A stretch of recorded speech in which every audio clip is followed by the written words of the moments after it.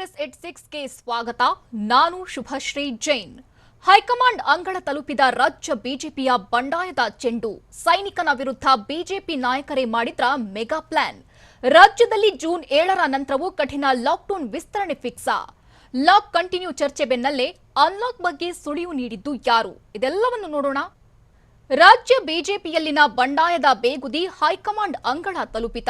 CM ಹಾಗೂ ವಿಜಯೇಂದ್ರ ವಿರುದ್ಧ ಯತ್ನಾಳ್ ಗುಡುಗಿದ್ದು ಹೇಗೆ? ಬದಲಾವಣೆ ಮಾತಿನ ಮಧ್ಯೆ ಸಿಎಂ ಪರ ಯಾರೆಲ್ಲ ಬ್ಯಾಟ್ ಬೀಸಿದ್ರು ನೋಡೋಣ. ಸಿಎಂ ವರ್ಸಸ್ ಸೈನಿಕ ನ್ಯೂಸ್ ಎಕ್ಸ್‌ಪ್ರೆಸ್‌ನಲ್ಲಿ.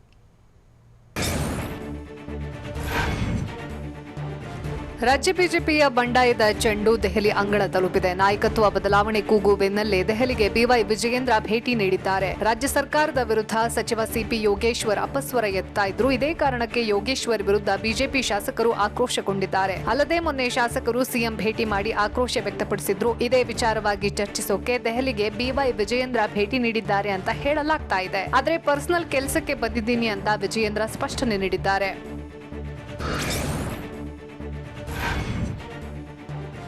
ಸಿಎಂ ಕುಟುಂಬದ ವಿರುದ್ಧ ಶಾಸಕ ಯತ್ನಾಳ್ ಮತ್ತೆ ಗುಡುಗಿದ್ದಾರೆ. ದೆಹಲಿಗೆ ಭೇಟಿ ನೀಡಿರೋ ಬಿವೈ ವಿಜಯೇಂದ್ರ ವಿರುದ್ಧ ಕಿಡಿಕಾರಿದ್ದು, ಮುಖ್ಯಮಂತ್ರಿಗಳೇ ದೆಹಲಿ ಹೋಗ್ಬೇಕಿತ್ತು, ಅವ್ರದ್ದೇನ್ ಕೆಲಸ ಇದೆಯೋ, ಆದ್ರೆ ಇದರಿಂದ ಇದು ಯಡಿಯೂರಪ್ಪನವರ ಸರ್ಕಾರ ಅಲ್ಲ, ವಿಜಯೇಂದ್ರ ಸರ್ಕಾರ ಅನ್ನೋದು ಸ್ಪಷ್ಟವಾಗಿ ಸಾಬೀತಾಗುತ್ತೆ ಅಂತ ಯತ್ನಾಳ್ ಗುಡುಗಿದ್ದಾರೆ. ಅಲ್ಲದೆ ಇದಕ್ಕಾಗಿಯೇ ನಾವು ವಿರೋಧ ಮಾಡ್ತಾ ಇದ್ದೀವಿ ಅಂತ ತಿಳಿಸಿದ್ದಾರೆ.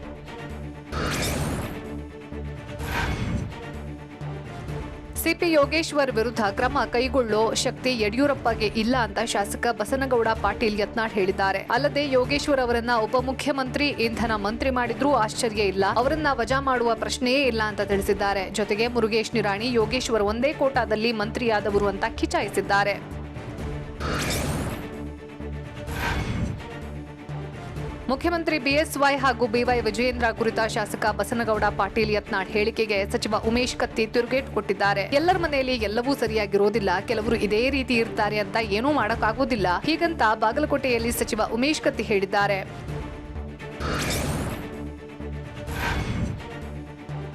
ರಾಜ್ಯದಲ್ಲಿ ನಾಯಕತ್ವ ಬದಲಾವಣೆಯ ಮಾತು ಜೋರಾಗಿದೆ. ಆದ್ರೆ ಮುಂದಿನ ಚುನಾವಣೆವರೆಗೂ ಬಿಎಸ್ವೈ ನಾಯಕತ್ವ ಅಂತ ಸಚಿವ ಭೈರತಿ ಬಸವರಾಜ್ ಹೇಳಿದ್ದಾರೆ. ಬಿವೈ ವಿಜಯೇಂದ್ರ ದೆಹಲಿಗೆ ಯಾಕೆ ಹೋಗಿದ್ದಾರೋ ಗೊತ್ತಿಲ್ಲ, ಆದ್ರೆ ಒಂದಂತೂ ಸತ್ಯ, ಯಾವುದೇ ಕಾರಣಕ್ಕೂ ಸಿಎಂ ಬದಲಾವಣೆ ಆಗಲ್ಲ ಅಂತ ದಾವಣಗೆರೆಯ ಹರಿಹರದಲ್ಲಿ ಸಚಿವ ಭೈರತಿ ಬಸವರಾಜ್ ಹೇಳಿದ್ದಾರೆ. ಬಿಎಸ್ವೈ ನೇತೃತ್ವದಲ್ಲಿ ಮುಂದಿನ ಚುನಾವಣೆಯನ್ನ ಎದುರಿಸ್ತೀವಿ, ಸಿಎಂ ಬದಲಾವಣೆ ಅನ್ನೋದು ಸತ್ಯಕ್ಕೆ ದೂರವಾದ ಮಾತು ಅಂತ ತಿಳಿಸಿದ್ದಾರೆ.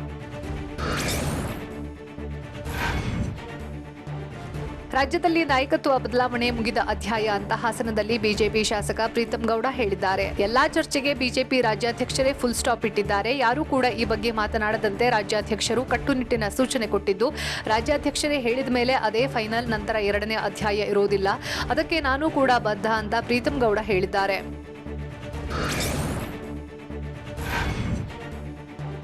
ಶಾಸಕ ಬಸನಗೌಡ ಪಾಟೀಲ್ ಯತ್ನಾಳ್ ಬಗ್ಗೆ ಶಾಸಕ ಪ್ರೀತಂ ಗೌಡ ಪರೋಕ್ಷವಾಗಿ ತಿರುಗೇಟು ಕೊಟ್ಟಿದ್ದಾರೆ. ನಮ್ಮ ನಾಯಕರಾದ ಮುಖ್ಯಮಂತ್ರಿ ಯಡಿಯೂರಪ್ಪ, ನಳಿನ್ ಕುಮಾರ್ ಹೇಳಿದಂತೆ ನಾವು ಇರ್ತೇವೆ, ದೊಡ್ಡ ನಾಯಕರ ಬಗ್ಗೆ ನಾವೇನು ಮಾತಾಡಲ್ಲ ಅಂತ ಯತ್ನಾಳ್ ಬಗ್ಗೆ ಹೇಳಿದ್ದಾರೆ. ವಿಜಯೇಂದ್ರ ದೆಹಲಿ ಭೇಟಿ ಬಗ್ಗೆ ಕೆಪಿಸಿಸಿ ಅಧ್ಯಕ್ಷ ಡಿಕೆಶಿ ಟಾಂಗ್ ಕೊಟ್ಟಿದ್ದಾರೆ. ಇವರು ಪವರ್ ಬೆಗರ್ಸ್, ಇವರ ಬಗ್ಗೆ ಮಾತಾಡೋದು ಬೇಡ ಅಂತ ಬೆಂಗಳೂರಿನಲ್ಲಿ ಡಿಕೆಶಿ ವ್ಯಂಗ್ಯವಾಡಿದ್ದಾರೆ. ಸಿಎಂ ಬಿಎಸ್ವೈ ಎಲ್ಲರನ್ನೂ ಕರೆತಂದ್ರು, ಈಗ ಅವರೇ ಎಲ್ಲವನ್ನ ಅನುಭವಿಸುತ್ತಿದ್ದಾರೆ ಅಂತ ಡಿಕೆಶಿ ಹೇಳಿದ್ರು. ಸಚಿವರೆಲ್ಲ ರಾಜ್ಯದಲ್ಲಿ ನಾಯಕತ್ವ ಬದಲಾವಣೆ ಇಲ್ಲ ಅಂತ ಪದೇ ಪದೇ ಹೇಳ್ತಿದ್ದಾರೆ. ಆದರೆ ಕಾಂಗ್ರೆಸ್ ಶಾಸಕ ರಾಮಪ್ಪ ರಾಜ್ಯದಲ್ಲಿ ಮುಖ್ಯಮಂತ್ರಿ ಬದಲಾವಣೆ ಆದರೆ ಚೆನ್ನಾಗಿರುತ್ತೆ ಅಂತ ಹೇಳಿದ್ದಾರೆ. ದಾವಣಗೆರೆ ಹರಿಹರದಲ್ಲಿ ಮಾತನಾಡಿದ ಅವರು, ಬಿಜೆಪಿ ಭ್ರಷ್ಟಾಚಾರ ಆಡಳಿತ ಶೈಲಿಗೆ ಜನ ಬೇಸತ್ತಿದ್ದಾರೆ, ಹೀಗಾಗಿ ಸಿಎಂ ಬದಲಾವಣೆ ಮಾಡುವುದು ಸೂಕ್ತ. ಕೋವಿಡ್ ಸಂಕಷ್ಟ ಕಾಲದಲ್ಲಿ ಇನ್ನಷ್ಟು ತುರ್ತು ಕಾರ್ಯಗಳು ಆಗಬೇಕಾಗಿದೆ ಅಂತ ತಿಳಿಸಿದ್ದಾರೆ.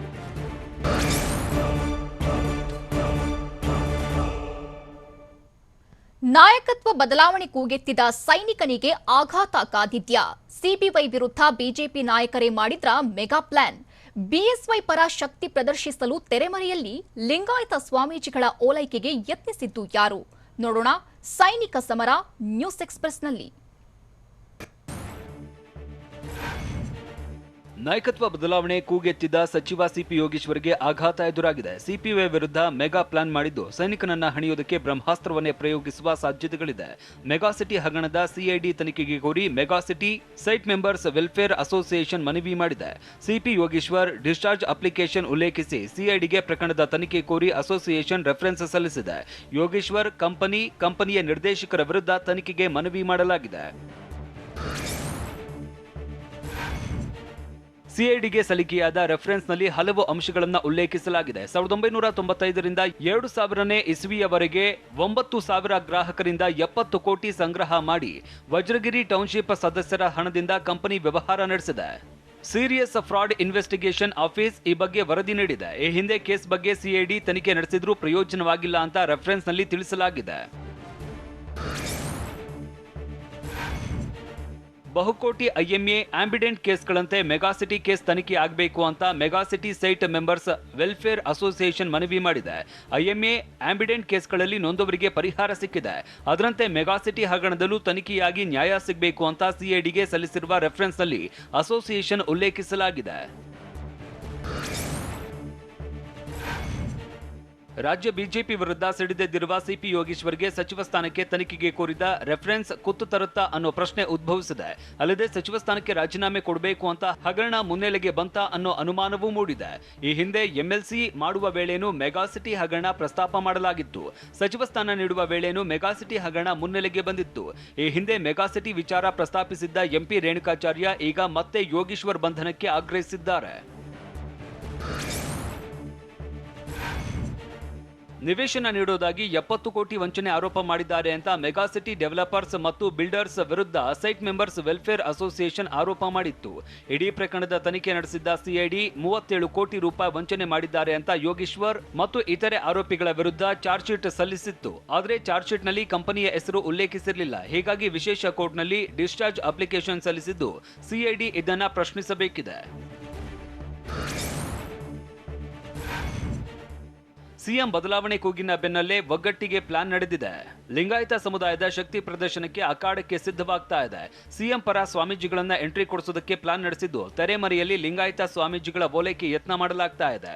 ಬದಲಾವಣೆ ಪ್ರಶ್ನೆ ಎದುರಾದ್ರೆ ಸ್ವಾಮೀಜಿಗಳು ಬೆಂಬಲ ಕೊಡಲಿದ್ದು ಖುದ್ದು ಸಿಎಂ ಬಿಎಸ್ವೈ ಆಪ್ತರೇ ಅಖಾಡಕ್ಕೆ ಎಂಟ್ರಿ ಕೊಟ್ಟಿದ್ದಾರೆ ಅಂತ ಹೇಳಲಾಗ್ತಿದೆ.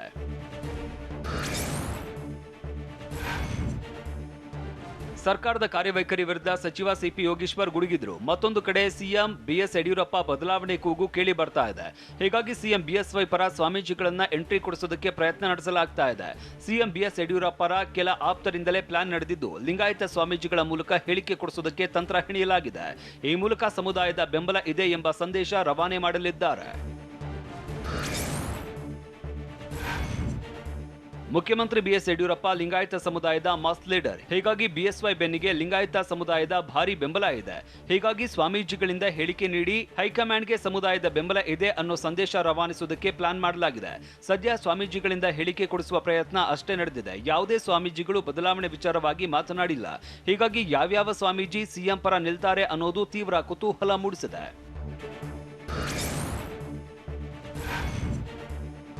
ಅತ್ತ ಸಿಎಂ ಬಿಎಸ್ವೈ ಆಪ್ತ ಶಾಸಕರು ಕತ್ತಿ ಮಸಿತಾ ಇದ್ದಾರೆ. ಎತ್ತ ಸಚಿವ ಯೋಗೇಶ್ವರ್ ಟೆಂಪಲ್ ರನ್ ಮಾಡ್ತಾ ಇದ್ದಾರೆ. ತುಮಕೂರಿನ ರಂಗನಹಳ್ಳಿ ಶ್ರೀ ಶನೇಶ್ವರ ದೇವಾಲಯದ ಮಠಕ್ಕೆ ಯೋಗೇಶ್ವರ್ ಭೇಟಿ ನೀಡಿದ್ರು. ಕಳೆದ ಬಾರಿ ದೆಹಲಿಗೆ ಭೇಟಿ ಕೊಡುವ ಮುನ್ನವೂ ಯೋಗೇಶ್ವರ್ ಮಠಕ್ಕೆ ಭೇಟಿ ನೀಡಿದ್ರು. ಇದೀಗ ಮತ್ತೆ ದೇವಾಲಯಕ್ಕೆ ಭೇಟಿ ನೀಡಿ ವಿಶೇಷ ಪೂಜೆ ಸಲ್ಲಿಸಿದ್ದು ಸೈನಿಕನ ನಡೆ ತೀವ್ರ ಕುತೂಹಲ ಸೃಷ್ಟಿಸಿದೆ.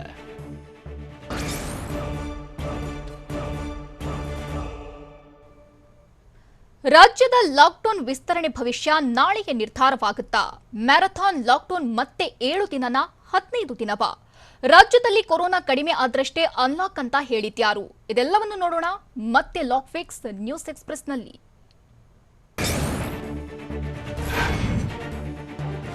ರಾಜ್ಯದ ಜನರಿಗೆ ಸದ್ಯಕ್ಕೆ ಲಾಕ್ಡೌನ್ನಿಂದ ರಿಲೀಫ್ ಇಲ್ಲ ಅನ್ನೋದು ಬಹುತೇಕ ಪಕ್ಕಾ ಆಗಿದೆ. ಜೂನ್ 7ರ ನಂತರವೂ ಲಾಕ್ಡೌನ್ ಮುಂದುವರಿಕೆ ಫಿಕ್ಸ್ ಆಗಿದ್ದು, ಪಾಸಿಟಿವಿಟಿ 5% ಕಡಿಮೆ ಆಗುವವರೆಗೂ ಲಾಕ್ಡೌನ್ ಎನ್ನಲಾಗಿದೆ. ನಾಳೆಯೇ ಲಾಕ್ಡೌನ್ ವಿಸ್ತರಣೆ ಭವಿಷ್ಯ ನಿರ್ಧಾರವಾಗುವ ಸಾಧ್ಯತೆಗಳಿವೆ.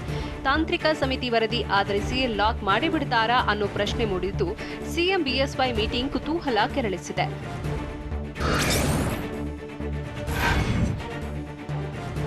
ಲಾಕ್ಡೌನ್ ವಿಸ್ತರಣೆ ಭವಿಷ್ಯ ನಾಳೆಗೆ ನಿರ್ಧಾರವಾಗುವ ಸಾಧ್ಯತೆಗಳಿವೆ.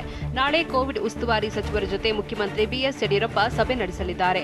ಸಭೆಯಲ್ಲಿ ಸಚಿವರು ಸೇರಿ ಅಧಿಕಾರಿಗಳು ಕೂಡ ಭಾಗಿಯಾಗಲಿದ್ದಾರೆ. ಸಿಎಂ ಬಿಎಸ್ವೈ ನೇತೃತ್ವದಲ್ಲಿ ನಡೆಯಲಿರುವ ಮೀಟಿಂಗ್ನಲ್ಲಿ ಲಾಕ್ಡೌನ್ ವಿಸ್ತರಣೆ ಬಗ್ಗೆ ಚರ್ಚಿಸುವ ಸಾಧ್ಯತೆಗಳಿವೆ.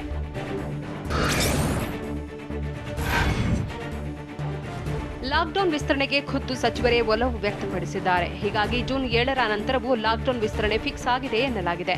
ಕೋವಿಡ್ ಉಸ್ತುವಾರಿಗಳಲ್ಲಿ 3 ಸಚಿವರು ಲಾಕ್ಡೌನ್ ವಿಸ್ತರಣೆ ಮಾಡುವಂತೆ ಮುಖ್ಯಮಂತ್ರಿ ಬಿಎಸ್ ಯಡಿಯೂರಪ್ಪರಿಗೆ ಸಲಹೆ ನೀಡಿದ್ದಾರೆ. ಹೀಗಾಗಿ ಕನಿಷ್ಠ ಮತ್ತೊಂದು ವಾರವಾದರೂ ವಿಸ್ತರಣೆಯಾಗುವ ಸಾಧ್ಯತೆ ದಟ್ಟವಾಗಿದೆ.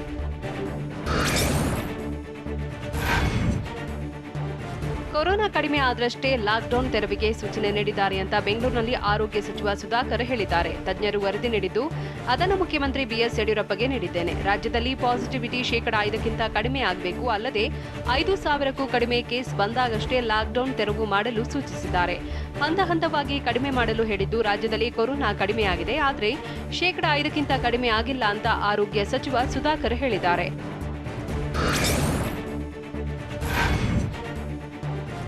ಲಾಕ್ಡೌನ್ ಬಗ್ಗೆ ನಮ್ಮ ನಾಯಕರು ನಿರ್ಣಯ ಕೈಗೊಳ್ಳುತ್ತಾರೆ ಅಂತ ಬೆಂಗಳೂರಿನಲ್ಲಿ ಆರೋಗ್ಯ ಸಚಿವ ಡಾಕ್ಟರ್ ಕೆ ಸುಧಾಕರ್ ಹೇಳಿದ್ದಾರೆ. ನಮ್ಮ ಅಭಿಪ್ರಾಯ ಜನಹಿತದ ಅಭಿಪ್ರಾಯ ಕೊಡುತ್ತೇವೆ. ಅಂತಿಮವಾಗಿ ಮುಖ್ಯಮಂತ್ರಿ ಬಿಎಸ್ ಯಡಿಯೂರಪ್ಪ ನಿರ್ಣಯ ತೆಗೆದುಕೊಳ್ಳುತ್ತಾರೆ ಎಂದು ಸುಧಾಕರ್ ತಿಳಿಸಿದ್ದಾರೆ.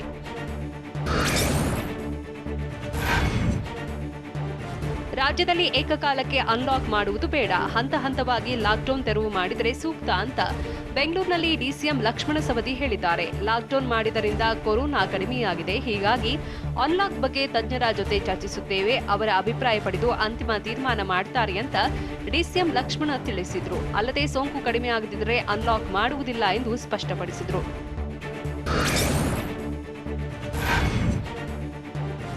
ಲಾಕ್ಡೌನ್ ಮುಂದುವರಿಕೆ ಬಗ್ಗೆ ಕ್ಯಾಬಿನೆಟ್ ಕರೆದು ಚರ್ಚೆ ನಡೆಸಿ ಮುಖ್ಯಮಂತ್ರಿ ಬಿಎಸ್ ಯಡಿಯೂರಪ್ಪ ನಿರ್ಧರಿಸುತ್ತಾರೆ ಅಂತ ಬಾಗಲಕೋಟೆಯಲ್ಲಿ ಆಹಾರ ಸಚಿವ ಉಮೇಶ್ ಕತ್ತಿ ಹೇಳಿದ್ದಾರೆ. ಸದ್ಯಕ್ಕೆ ರಾಜ್ಯದಲ್ಲಿ ಜೂನ್ 7ರವರೆಗೂ ಲಾಕ್ಡೌನ್ ಇದೆ. ಮುಂದಿನ ಲಾಕ್ಡೌನ್ ಬಗ್ಗೆ ಸಿಎಂ ಸಂಪುಟ ಸಭೆ ಕರೆದು ಚರ್ಚೆ ಮಾಡ್ತಾರೆ.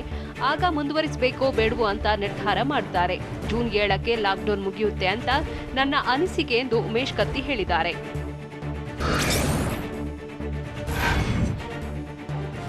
ದಾವಣಗೆರೆ ಜಿಲ್ಲೆ ಜೂನ್ 15ರವರೆಗೂ ಕಂಪ್ಲೀಟ್ ಲಾಕ್ಡೌನ್ ಆಗುವ ಸಾಧ್ಯತೆಗಳಿವೆ. ಈ ಬಗ್ಗೆ ಜಿಲ್ಲಾ ಉಸ್ತುವಾರಿ ಸಚಿವ ಭೈರತಿ ಬಸವರಾಜ್ ಸುಳಿವು ನೀಡಿದ್ದಾರೆ. ಜೂನ್ 15ರವರೆಗೆ ಲಾಕ್ಡೌನ್ ಮುಂದುವರಿಸಲು ಜಿಲ್ಲೆಯ ಎಲ್ಲಾ ಶಾಸಕರು ಒತ್ತಾಯ ಮಾಡುತ್ತಿದ್ದಾರೆ. ಜಿಲ್ಲೆಯ ಶಾಸಕರ ಮನವಿಯನ್ನ ಸಿಎಂಗೆ ತಿಳಿಸಿದ್ದೇನೆ. ಕೊರೋನಾ ಇಳಿಮುಖವಾಗುವವರೆಗೆ ಲಾಕ್ಡೌನ್ ಅಗತ್ಯ ಅಂತ ಸಚಿವ ಭೈರತಿ ಬಸವರಾಜ್ ಹೇಳಿದ್ದಾರೆ.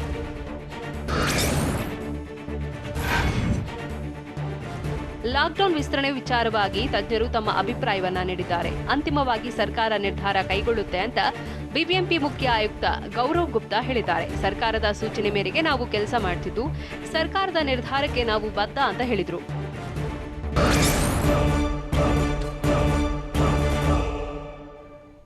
ಕರುನಾಡಲ್ಲಿ ದಿನ ಕಳೆದಂತೆ ಕರಿಹೆಮ್ಮಾರಿ ಅಟ್ಟಹಾಸ ಹೆಚ್ಚುತ್ತಿರುವುದು ಹೇಗೆ? ಬ್ಲ್ಯಾಕ್ ಫಂಗಸ್ ಮೆದುಳಿಗೆ ಹರಡದಂತೆ ನೋಡಿಕೊಳ್ಬೇಕು ಅಂತ ಹೇಳಿದ್ಯಾರು?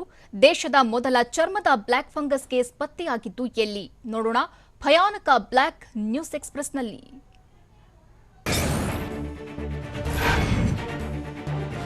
ಬ್ಲ್ಯಾಕ್ ಫಂಗಸ್ ಔಷಧಕ್ಕೆ ಹಾಹಾಕಾರದ ಮಧ್ಯೆ ಮತ್ತೊಂದು ಶಾಕ್ ಎದುರಾಗಿದ್ದು ರಾಜ್ಯದಲ್ಲಿ ದೇಶದ ಮೊದಲ ಚರ್ಮದ ಬ್ಲ್ಯಾಕ್ ಫಂಗಸ್ ಕೇಸ್ ಪತ್ತೆಯಾಗಿದೆ. ಚಿತ್ರದುರ್ಗದಲ್ಲಿ ವ್ಯಕ್ತಿಯೊಬ್ಬರಿಗೆ ಚರ್ಮದ ಬ್ಲ್ಯಾಕ್ ಫಂಗಸ್ ಇರುವುದು ದೃಢಪಟ್ಟಿದೆ. ಟಿವಿ9ಗೆ ಇಎನ್ಟಿ ತಜ್ಞ ಡಾಕ್ಟರ್ ಎನ್ಬಿ ಪ್ರಹ್ಲಾದ್ ಮಾಹಿತಿ ನೀಡಿದ್ದಾರೆ. ಕೋವಿಡ್ನಿಂದ ಗುಣಮುಖವಾಗುತ್ತಿದ್ದ ವ್ಯಕ್ತಿಗೆ ಹೊಸದಾಗಿ ಚರ್ಮದ ಬ್ಲ್ಯಾಕ್ ಫಂಗಸ್ ಪತ್ತೆಯಾಗಿದ್ದು ಕರ್ನಾಟಕ ಇಎನ್ಟಿ ಆಸ್ಪತ್ರೆಯಲ್ಲಿ ಬ್ಲ್ಯಾಕ್ ಫಂಗಸ್ಗೆ ಚಿಕಿತ್ಸೆ ನೀಡಲಾಗುತ್ತಿದೆ.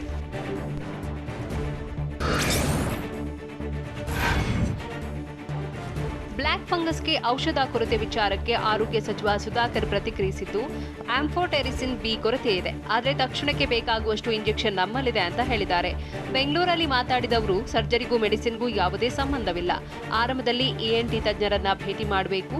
ಕೋವಿಡ್ನಿಂದ ಡಿಸ್ಚಾರ್ಜ್ ಆಗುವವರನ್ನ ಇಎನ್ಟಿ ತಜ್ಞರು ಮಾನಿಟರಿಂಗ್ ಮಾಡ್ತಾರೆ. ಆಂಫೋಟೆರಿಸಿನ್ ಇಂಜೆಕ್ಷನ್ಗೆ ಪರ್ಯಾಯ ಔಷಧವಿದ್ದು ಜೂನ್ 5ರ ವೇಳೆಗೆ ಮತ್ತಷ್ಟು ಔಷಧ ಪೂರೈಕೆಯಾಗಲಿದೆ ಎಂದು ಸುಧಾಕರ್ ತಿಳಿಸಿದರು.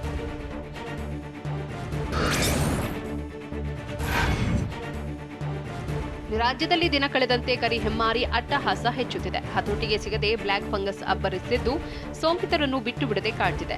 ರಾಜ್ಯದಲ್ಲಿ ಒಟ್ಟು 1370 ಸೋಂಕಿತರಿಗೆ ಬ್ಲಾಕ್ ಫಂಗಸ್ ದಾಳಿ ಮಾಡಿದ್ದು 1292 ಮಂದಿ ಆಸ್ಪತ್ರೆಯಲ್ಲಿ ಚಿಕಿತ್ಸೆ ಪಡೆಯುತ್ತಿದ್ದಾರೆ. ಬ್ಲಾಕ್ ಫಂಗಸ್ ಸುಳಿಗೆ ಸಿಲುಕಿ 51 ಮಂದಿ ಮೃತಪಟ್ಟಿದ್ದು 27 ಜನ ಗುಣಮುಖರಾಗಿದ್ದಾರೆ. ಬೆಂಗಳೂರಿನಲ್ಲಿ 557 ಬ್ಲಾಕ್ ಫಂಗಸ್ ಪ್ರಕರಣಗಳು ಪತ್ತೆಯಾಗಿವೆ.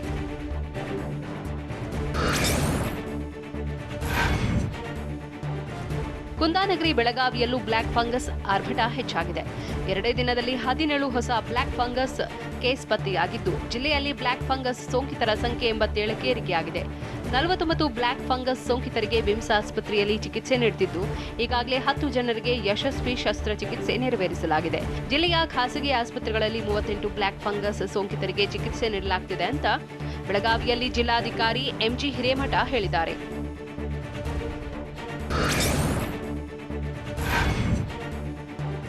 ಗದಗ ಜಿಲ್ಲೆಯಲ್ಲಿ ಮತ್ತೆ 16 ಜನರಿಗೆ ಬ್ಲಾಕ್ ಫಂಗಸ್ ಸೋಂಕು ತಗುಲಿರುವ ಶಂಕೆ ವ್ಯಕ್ತವಾಗಿದೆ. ಸದ್ಯ 16 ಜನರ ವರದಿಗಾಗಿ ಜಿಮ್ಸ್ ವೈದ್ಯರು ಕಾಯುತ್ತಿದ್ದು ಚಿಕಿತ್ಸೆ ನೀಡಲು ಸಜ್ಜಾಗಿದ್ದಾರೆ. ಜಿಮ್ಸ್ ಆಸ್ಪತ್ರೆಯಲ್ಲಿ ಬ್ಲಾಕ್ ಫಂಗಸ್ ಲಕ್ಷಣಗಳಿರುವ 16 ರೋಗಿಗಳಿಗೆ ಟ್ರೀಟ್ಮೆಂಟ್ ಕೊಡಲಾಗುತ್ತಿದೆ.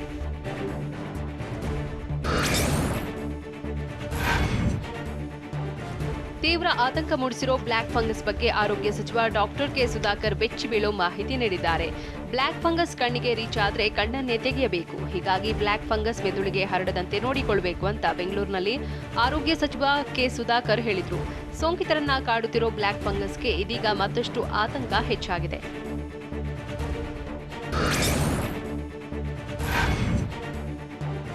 ರಾಜ್ಯದಲ್ಲಿ ಭಯಾನಕ ಬ್ಲಾಕ್ ಫಂಗಸ್ ಅಟ್ಟಹಾಸ ಮೆರೆಯುತ್ತಿದ್ದು ಕೊರೋನಾ ಮಧ್ಯೆ ಕರಿ ಹೆಮ್ಮಾರಿ ರೌದ್ರ ತಾಂಡವ ಆಡುತ್ತಿದೆ. ಬ್ಲಾಕ್ ಫಂಗಸ್ ಬಗ್ಗೆ ವೈದ್ಯರು ವಾರ್ನಿಂಗ್ ನೀಡಿದ್ದು ಎಚ್ಚೆತ್ತುಕೊಳ್ಳದಿದ್ರೆ ಮಹಾಗಂಡಾಂತರ ಅಂತ ಎಚ್ಚರಿಸಿದ್ದಾರೆ. ಔಷಧ ಕೊರತೆಯಿಂದಾಗಿ ಸೋಂಕಿತರ ಜೀವಕ್ಕೆ ಅಪಾಯವಿದ್ದು ಹೀಗೆ ಮುಂದುವರಿದರೆ ಸೋಂಕಿತರು ಸಾಯೋದು ಖಚಿತ ಅಂತ ಟ್ವೀಟ್ ಮೂಲಕ ಮಣಿಪಾಲ್ ಆಸ್ಪತ್ರೆ ತಜ್ಞ ವೈದ್ಯ ಡಾಕ್ಟರ್ ರಘುರಾಜ್ ಹೆಗಡೆ ಎಚ್ಚರಿಕೆ ನೀಡಿದ್ದಾರೆ. ಅಲ್ಲದೆ ರಾಜ್ಯ ಸರ್ಕಾರ ಕೂಡಲೇ ಎಚ್ಚೆತ್ತುಕೊಳ್ಳಬೇಕು, ಇಲ್ಲದಿದ್ದರೆ ಮುಂದಿನ ದಿನಗಳಲ್ಲಿ ಬೆಡ್ಗಳು ಸಿಗೋದಿಲ್ಲ ಎಂದು ಹೇಳಿದ್ದಾರೆ.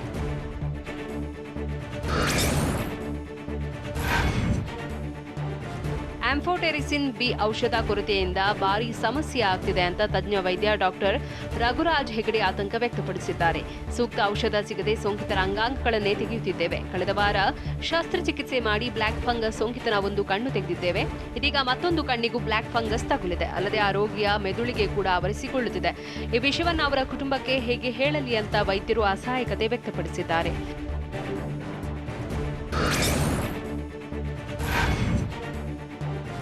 ಸರಣಿ ಟ್ವೀಟ್ ಮೂಲಕ ಮಣಿಪಾಲ್ ಆಸ್ಪತ್ರೆ ತಜ್ಞ ವೈದ್ಯ ಡಾಕ್ಟರ್ ರಘುರಾಜ್ ಹೆಗಡೆ ಸರ್ಕಾರದ ವಿರುದ್ಧ ಅಸಮಾಧಾನ ವ್ಯಕ್ತಪಡಿಸಿದ್ದಾರೆ. ಬ್ಲಾಕ್ ಫಂಗಸ್ ಬಂದ್ರೆ ಎರಡನೇ ಅವಕಾಶ ಇರುವುದಿಲ್ಲ. ಹೀಗಾಗಿ ಸರ್ಕಾರ ಔಷಧ, ಬೆಡ್ ಕೊರತೆಯನ್ನ ಬಗೆಹರಿಸಬೇಕಾಗಿದೆ. ಇಲ್ಲದಿದ್ದರೆ ನಾನು ಟ್ವೀಟ್ ಮಾಡುವುದನ್ನು ಮಾತ್ರ ನಿಲ್ಲಿಸುವುದಿಲ್ಲ. ಔಷಧ ಕೊರತೆಯಿಂದ ಈಗ ಆಸ್ಪತ್ರೆಗೆ ಹೊಸ ರೋಗಿಗಳನ್ನು ಸೇರಿಸಿಕೊಳ್ಳಲು ಆಗ್ತಿಲ್ಲ ಎಂದು ಡಾಕ್ಟರ್ ರಘುರಾಜ್ ಹೆಗಡೆ ಹೇಳಿದ್ದಾರೆ.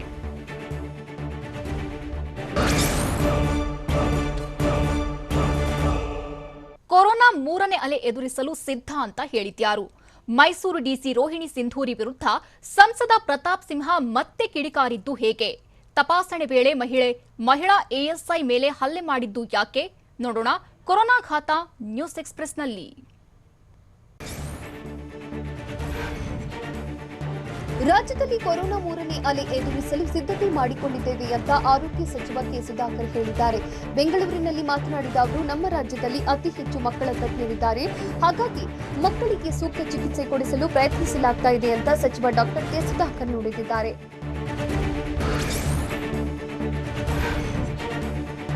ಮೈಸೂರು ಡಿಸಿ ವಿರುದ್ಧ ಸಂಸದ ಪ್ರತಾಪ್ ಸಿಂಹ ಮತ್ತೆ ವಾಗ್ದಾಳಿ ನಡೆಸಿದ್ದಾರೆ. ಈ ಹಿಂದೆ ಡಿಸಿಯಾಗಿದ್ದ ಅಭಿರಾಮ್ ಅವರನ್ನ ನಾನು ಲೆಕ್ಕ ಕೇಳಿರಲಿಲ್ಲ. ಅಭಿರಾಮ್ ಪಾರದರ್ಶಕವಾಗಿ ಅಧಿಕಾರ ನಡೆಸಿದ್ರು. ಈಗಿನ ಜಿಲ್ಲಾಧಿಕಾರಿಯಲ್ಲಿ ಪಾರದರ್ಶಕ ಅಧಿಕಾರ ಕಾಣ್ತಿಲ್ಲ ಅಂತ ಪರೋಕ್ಷವಾಗಿ ರೋಹಿಣಿ ಸಿಂಧೂರಿ ವಿರುದ್ಧ ಪ್ರತಾಪ್ ಹರಿಹಾಯ್ದಿದ್ದಾರೆ. ನಾನು ಬಹಳ ಲೆಕ್ಕ ಕೇಳಿದ್ದೆ, ಎಲ್ಲದಕ್ಕೂ ಲೆಕ್ಕ ಕೊಟ್ಟಿದ್ದಾರ. 2, 4, 5 ಅಂತ ರಾಂಗ್ ಫಿಗರ್ ಲೆಕ್ಕ ಕೊಡೋದಲ್ಲ. ಲೆಕ್ಕ ಕೊಡೋದಾದ್ರೆ ವಸ್ತು ಖರ್ಚಿನ ಲೆಕ್ಕ ಕೊಡ್ಲಿ ಅಂತ ಡಿಸಿ ವಿರುದ್ಧ ಕಿಡಿಕಾರಿದ್ದಾರೆ.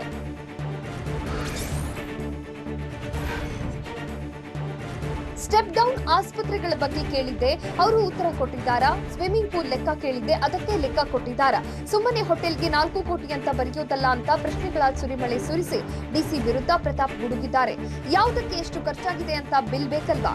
ನಾನು ಇನ್ಮುಂದೆ ಯಾರ ಬಗ್ಗೆಯೂ ಮಾತನಾಡಲ್ಲ. ನನಗೆ ನೀಡಿರುವ ಜವಾಬ್ದಾರಿಯನ್ನ ನಾನು ನಿಭಾಯಿಸ್ತೇನೆ.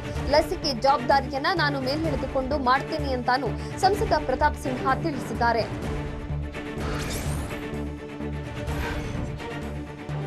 ರಾಜ್ಯದಲ್ಲಿ ಕೊರೋನಾದಿಂದ ಮಡಿದವರ ನಿಜವಾದ ಸಂಖ್ಯೆ ಗೊತ್ತಾಗಬೇಕಿದೆ ಅಂತ ಕೆಪಿಸಿಸಿ ವಕ್ತಾರ ಎಂ ಲಕ್ಷ್ಮಣ್ ಒತ್ತಾಯಿಸಿದ್ದಾರೆ. ಮೈಸೂರಲ್ಲಿ ಮಾತನಾಡಿದ ಅವರು, ಕರ್ನಾಟಕದಲ್ಲಿ ಒಟ್ಟು 1 ಲಕ್ಷದಷ್ಟು ಜನ ಸತ್ತಿದ್ದಾರೆ. ಆದ್ರೆ ಸರ್ಕಾರ 30,000 ಲೆಕ್ಕ ಕೊಡ್ತಾ ಇದೆ. ಸರ್ಕಾರ ಸತ್ಯ ಹೇಳಬೇಕು. ಜನ ಸರ್ಕಾರದ ವಿರುದ್ಧ ಮುಗಿ ಬೀಳ್ತಾರೆ ಅಂತ ಸಾವಿನ ಸಂಖ್ಯೆಯಲ್ಲಿ ಸುಳ್ಳು ಲೆಕ್ಕ ತೋರಿಸಲಾಗ್ತಿದೆ ಅಂತ ಸರ್ಕಾರದ ವಿರುದ್ಧ ಲಕ್ಷ್ಮಣ್ ವಾಗ್ದಾಳಿ ನಡೆಸಿದ್ದಾರೆ.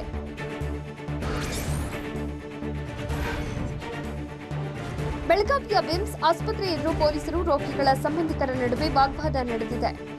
ಕೋವಿಡ್ ವಾರ್ಡ್ ಒಳಗೆ ಬಿಡುವಂತೆ ರೋಗಿಗಳ ಸಂಬಂಧಿಕರು ಆಗ್ರಹಿಸಿದ್ದು, ಆಗ ಮಾತಿನ ಚಕಮಕಿ ನಡೆದಿದೆ. ಸೋಂಕಿತರು ನೋಡಿಕೊಳ್ಳಲು ವಾರ್ಡ್ನಲ್ಲಿ ಯಾರೂ ಇಲ್ಲ. ಈಗ ಒಮ್ಮೆಲೆ ಹೊರ ಹಾಕಿದೆ, ರೋಗಿಗಳಿಗೆ ಏನ್ ಹೇಳಬೇಕು? ಹೀಗಾಗಿ ವಾರ್ಡ್ಗೆ ಬಿಡುವಂತೆ ಪೊಲೀಸರಿಗೆ ಮಹಿಳೆಯೊಬ್ಬಳು ಆವಾಜ್ ಹಾಕಿದ್ದಾಳೆ. ಆಗ ಪೊಲೀಸರು ಡಿಸಿ ಆದೇಶದಿಂದಾಗಿ ಒಳಗೆ ಬಿಡಲಾಗಲಿಲ್ಲ ಅಂತ ರೋಗಿಗಳ ಸಂಬಂಧಿಕರು ತಿಳಿಸಿದ್ದಾರೆ.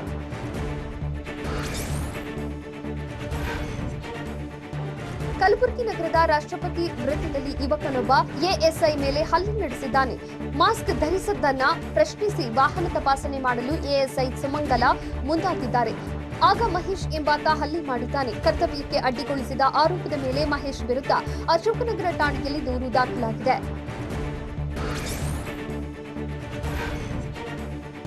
ಮಂಡ್ಯ ಜಿಲ್ಲೆ ಶ್ರೀರಂಗಪಟ್ಟಣ ತಾಲೂಕಿನ ಕೆಆರ್ಎಸ್ ಹಿನ್ನೀರಿನಲ್ಲಿ ಮೋಜು ಮಸ್ತಿ ಮಾಡಲು ಮುಂದಾಗಿದ್ದವರ ವಿರುದ್ಧ ಕೇಸ್ ದಾಖಲಿಸಲಾಗಿದೆ. ಕೆಆರ್ಎಸ್ ಪೊಲೀಸ್ ಠಾಣೆಯಲ್ಲಿ ಮೈಸೂರು ಮೂಲದ 4 ಯುವಕರು ಮತ್ತು 4 ಯುವತಿಯರ ವಿರುದ್ಧ ಎಫ್ಐಆರ್ ದಾಖಲಾಗಿದೆ.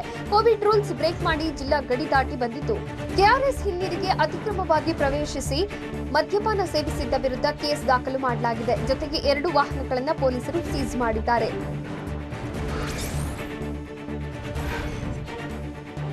ಹುಬ್ಬಳ್ಳಿಯಲ್ಲಿ ಕೊರೋನಾ ಲಸಿಕೆ ಅಭಿಯಾನ ಶುರುವಾಗಿದೆ. ಕಿಮ್ಸ್ನಲ್ಲಿ 45 ವರ್ಷ ಮೇಲ್ಪಟ್ಟವರಿಗೆ ಮೊದಲ ಡೋಸ್ ಲಸಿಕೆ ನೀಡಲಾಗ್ತಾ ಇದ್ದು, ಜನ ಅಂತರ ಪಾಲಿಸದೆ ನಿರ್ಲಕ್ಷ್ಯ ವಹಿಸಿದ್ರು. ಡೋಸ್ ಪಡೆಯಲು ನಾ ಮುಂದು ತಾ ಮುಂದು ಅಂತ ಜನ ಗಿಜಿಗುಟ್ಟಿದ್ರಿಂದ ನೂಕುನುಗ್ಗಲು ಏರ್ಪಟ್ಟಿತ್ತು. ಇನ್ನು ಲ್ಯಾಮಿಂಗ್ಟನ್ ಶಾಲ್ಕಿಗೂ ಕೂಡ ಲಸಿಕೆ ಪಡೆಯಲು ಜನ ಜಾತ್ರೆಗೆ ನೆರೆದಿತ್ತು.